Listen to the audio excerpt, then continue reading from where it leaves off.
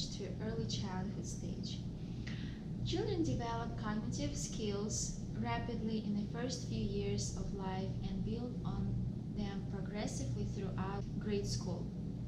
So what are cognitive skills? Cognitive skills developed in the children involves the progressive building of learning skills such as attention, memory, and thinking. These crucial skills enable children to process sensory information and eventually learn to evaluate, analyze, remember, make comparisons, and understand cause and effect. Although some cognitive skill development is related to a child's genetic makeup, most cognitive skills are learned and affected by the environment where they grow up. That means thinking and learning skills can be improved with the practice at the right training. When a child learns to pay attention, it enables him to concentrate on one task or conversation for an extended period of time. Learning to focus attention is an important cognitive skill that the child will use in virtuality all future learning. Children younger than 5 years of age tend to have short attention span, typically lasts 15 minutes or less. By the time a child reaches 8 years old, he should have an increased ability to focus on one thing for longer periods and complete tasks. He also should be more adept at ignoring distractions like cell phones or iPads. Memory is an important cognitive skill that equips a child to retain what he has learned and experienced and therefore build a future base of knowledge. Children younger than 5 years old have difficulty with the short and long-term memory retention. But as a child progresses into the school year, his long-term memory increases and allows the children to progressively build on the previous knowledge. Another thing is thinking. The ability of thinking includes being able to reason out tasks and find solutions. This cognitive skill helps a child to know whether he is accomplishing what sets out to do or whether he needs to ask for help. For example, when a child reads a story, thinking skills allow him to determine for himself whether he understands what he is reading or whether he needs to go over the page again, look for additional clue, study available pictures, or ask for help in order to grasp the meaning of the information. So at this point, I want to talk more about the brain function and how it's being influenced by music. Brain cells are quite different. They look like a tree. The neurons or dendrites surrounded the whole body. The roots of the axon is a long cable transmitting signals from other neurons. The dendrites grow rapidly in newborns. They don't multiply, but they just grow. That's why babies' brains are so much bigger comparing to their bodies. By the age of 3, dendrites are grown to 80% of their capacity. We grow millions of neurons in just the first few months of our lives. The brain cells are different. They are long and spindly. They send signals from a spinal cord all the way to your big toe.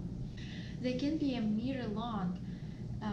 And to help insulate this and the speed of the transmission, the neurons are wrapped by a fatty substance called myelin sheath, or white matter of the brain. It is added after birth, and it's the reason why we want newborns to stay on a high-fat diet. Myelination starts when we are born and continues up until we're about 20 years old. Myelination is a marker of maturity. Myelin can be affected by experience. Children that are learning how to play piano, the more they practice to play piano, the more thicker the myelin becomes. you will actually have a thicker myelin connecting two hemispheres. There is also such a thing as neuroplasticity. Our brain is tremendous. The brain is like those neurons. It's like a plastic. It's almost like you can make a grocery bag out of that plastic, or you can make a bottle. The dendrites are the heart of plasticity.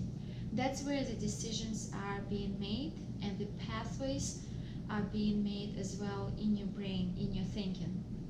We have a little branch grow along, and that's decision. When we start making decision, are we going to the right or are we going to the left? And that's where the branch is going to grow in your brain, to the right or to the left. And if you keep choosing one way, it will keep growing one way. And if you keep choosing another way, it will keep growing another way. That's where the bad habits and the good habits come along. So talking about music and how it influences the brain. Every time musicians pick up their instrument, it's like there is fireworks going off all over their brain.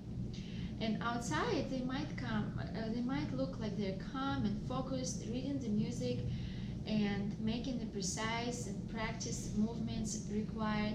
But on the inside of the brain, there is truly like fireworks and like a party going on. In the last few decades, neuroscience have made enormous breakthrough in understanding how our brains work and monitor them in a real time with machines like MRI or PET scanners. When people are hooked up to these machines, the tasks such as reading or doing math problems each have corresponding areas of the brain where activity can be observed. But when research got the participants to listen to music, they saw fireworks in their brain. Multiple areas of the brain were light up at once as they process the sound, and our brains do all this work in a split second between when we start hearing the music and when our foot starts to tap along. It turns out that while listening to music, it engages our brain in some pretty interesting activities. Playing music is brain's equivalent of a full body workout. And so talking about children, learning to play an instrument can help your child fine-tune her ear and enhance skills needed for education and social interaction. And we will go into the 6 benefits of learning to play musical instruments. So the first one is it improves academic skills. Math and music are highly intertwined. By understanding beat, rhythm, and scales, children are learning how to divide, create fractions, and recognize patterns. It seems that music wires a child's brain to help him better understand other areas of math. As kids get older, they'll start reciting songs, calling on their short-term memory and eventually their long-term memory. Musical instrument classes also include young children to basic physics. For instance, plucking the strings on a guitar or violin teaches children about harmonic and sympathetic vibrations. It also helps the children to pick up a new language. The frequency of the sound helps them to learn languages faster and distinguish them. The second benefit is it develops physical skills. Certain instruments such as percussion help children develop coordination and motor skills. Hand-to-eye coordination. They require movement of the hands, arms, and feet. This type of instrument is great for high-energy kids. Strings and keyboard instruments like the violin and piano demand different actions from your right and left hand simultaneously. It's like patting your head and rubbing your belly at the same time. Enhancing coordination and perfect timing can prepare children for other hobbies like dance and sports. The third benefit is it cultivates social skills. Group classes require peer interaction and communication, which encourage teamwork, as children must collaborate to create a crescendo or a excellentro. If a child is playing his instrument too loudly or speeding up too quickly, he'll need to adjust. It's important for children to know and understand their individual part in a larger ensemble. Whether a team is responsible for choosing instruments or creating a melody, students work toward a common goal. A fourth benefit is it refines discipline and patience. Learning an instrument teaches children about delayed gratification. The violin, for example, has a steep learning curve. Before you can make a single sound, you must first learn how to hold the violin. Playing the instrument teaches kids to persevere through the hours, months, and sometimes years of practice before they can reach a specific goal.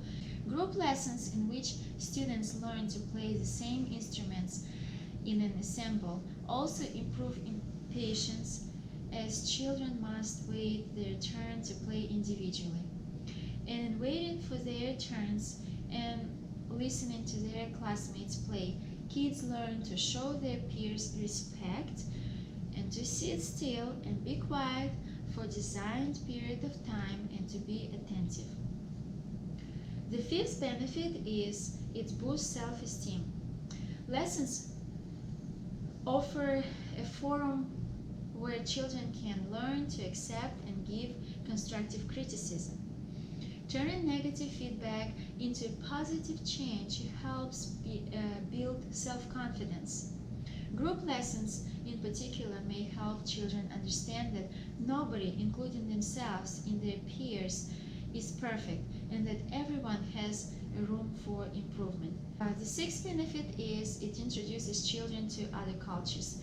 And by learning about and playing a variety of instruments, kids can discover how music plays a critical role in other cultures. For instance, bongos and timbales may introduce children to African and Cuban styles of music. Although the modern-day violin has roots in Italy, learning to play it exposes children to classical music popularized by German and Austrian musicians. Versatile instruments such as violin and piano can accompany a wide repertoire of styles, including classical and jazz. Playing an instrument is something that makes a person unique, and this is a skill that nobody can take away from you. Overall, people that play musical instruments have a high GPA in high school and later on in college as well. So if you have a child, sign them up for music classes to play one of the instruments, and if you already have musical skills, never stop practicing and using them, even if it's just to play at home for your own pleasure.